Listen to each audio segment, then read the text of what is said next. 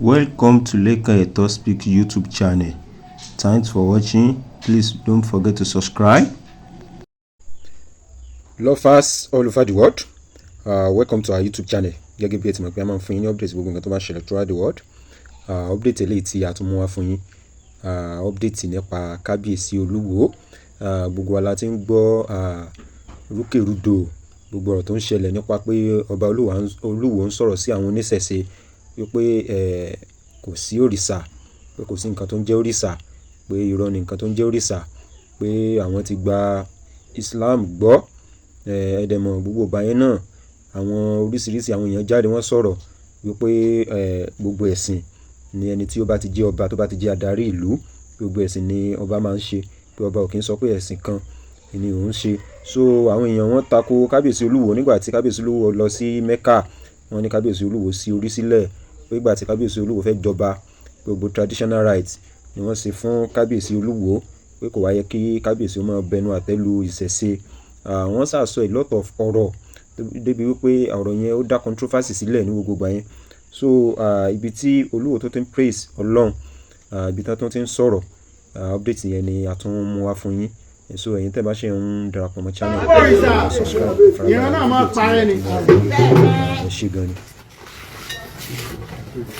Ẹja máa wo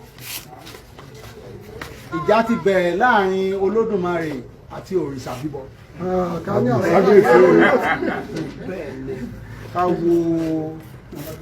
Ká wẹ̀.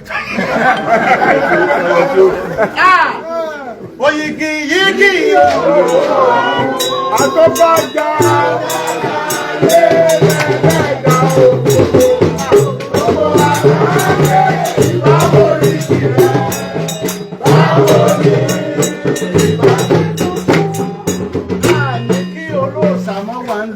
mo nífẹ̀ẹ́ wọn, ṣùgbọ́n ìbọ̀rìṣà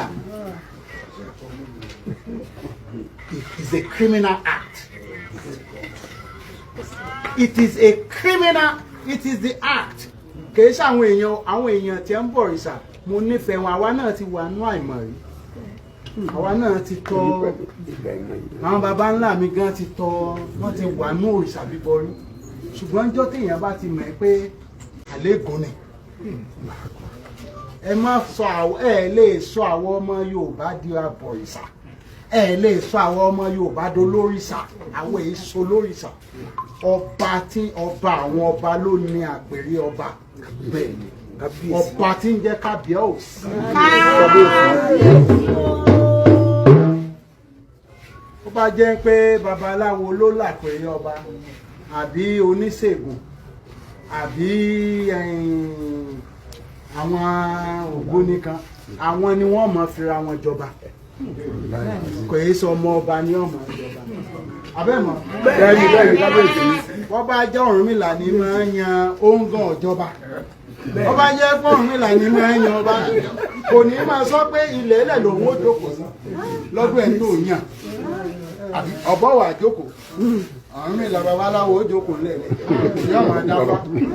Ṣé ọba lójú ni àbọ̀rúnmìlà?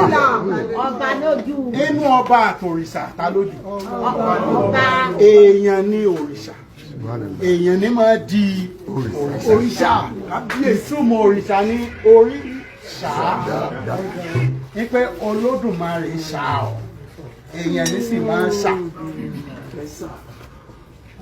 Níbo wá ni èèyàn yóò ti sọ pé ojú kò tí ì sí òrìṣà náà? Òrìṣà kò tí ẹ̀ sí òrìṣà tó dàbí ìyá mi. Àbí yóò fọ́ ẹgbẹ́ kiri ìyá tó bí mi gan-an kò sí òrìṣà sílẹ̀. Ẹ jẹ́ kẹ́nìbọ̀dì lọ mọ̀ bú tí wọ́n bá pe Ọlọ́run ní Allah níbikíbi, tí wọ́n bá pe ní Jehovah, ibi kí orúkọ kókò tó máa pè, ẹ jẹ́ kó ń kálukú lọ mọ́, ẹ jẹ́ wọn lọ mọ́ bú. Ẹnu mi gbà á. Àní àyè tí mo wà, àyè tó tako òrìṣà ni, kò sí ká mọ̀mọ́ clash, nítorí ipò mi kò fẹ́ nǹkan míì tí ń bọ tàbí tí ń bá ń sìn yàtọ̀ sí kíni. Mo lẹ́sìn wá sọ pé kí n má sọ̀rọ̀ pé òrìṣà àní good àti bad good fẹ́ lékè bad fẹ́ lékè ibù ẹ̀ wá sọ pé kí good má ṣe kí ni. kọ́má lékè ọ̀pọ̀ síbò. òótọ́ àti irọ́ tẹ̀ ń pa fáyé láti wò ó ti parẹ́. láti ìlú wo ìmọ́lẹ̀ bọ́ sáyé. Orissa bíbọ̀ ṣe tiwa ìkónilẹ́rú ni. Àwọn bàbá wa tí wọ́n ti lọ tẹ́lẹ̀ tí wọ́n jẹ́ Ṣàngó sóun bọ́ bàbá tiẹ̀ kò ṣe bọ̀ ọ̀ràn yàn kí wá lórí tèmi ọ̀bọ̀ Ògún ní bàbá Ọ̀rúnmìlà ní bàbá Aláyẹra ní bàbá ẹnìyà rẹ̀ Àròkọ ní bàbá ẹ̀ sọ́bọ̀ nígbà tí ẹ̀yin ọ̀bọ bàbá yín tẹ́ wá ní èmi ní bọ̀ tí ń ṣe ìwọ̀n ètò wá sọ mọ́ ìlú mi. kábíyèsí. Bàbá sọ̀rọ̀ Ògún Èkìtì ni ó ti wá ṣé kékeré tó ń pẹ́ àwọn Èkìtì ní í ṣẹ̀ lọ bá kí n tó dọ́dọ̀ lọ kí ni mọ̀ wọ́n ṣé Èkìtì fẹ́ kó orí kan máa kí skul kan máa lọ sí Èkìtì nísìnyí ṣé ọba Èkìtì ó ní ẹgbẹ́ lọ Ìwó kó orí kan máa lọ fẹ̀ nísìnyí sáà ni wọ́n sọ pé ìfẹ́ níbí ẹgbẹ́ lọ oore wo ní bọ̀ lọ́dọ̀ wọn tí wọ́n ti sì bí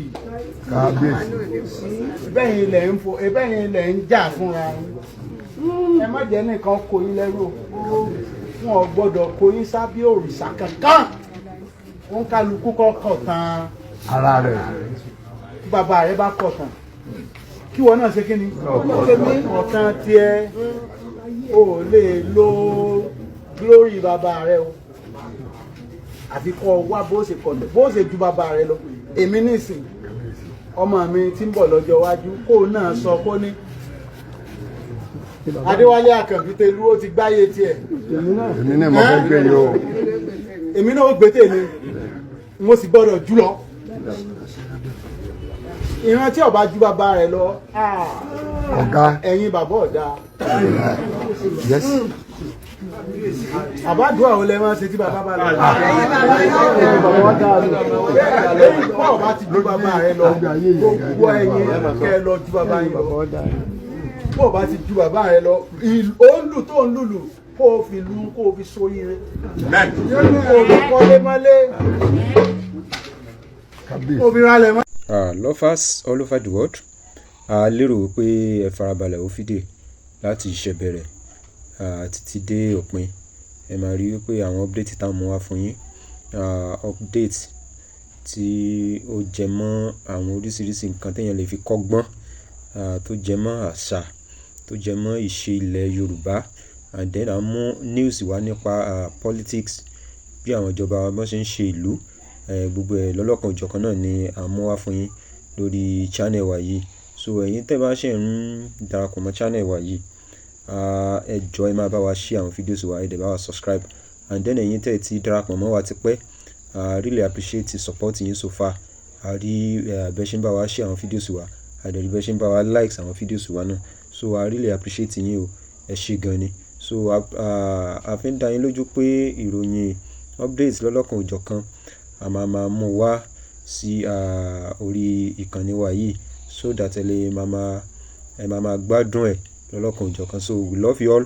Thanks for watching.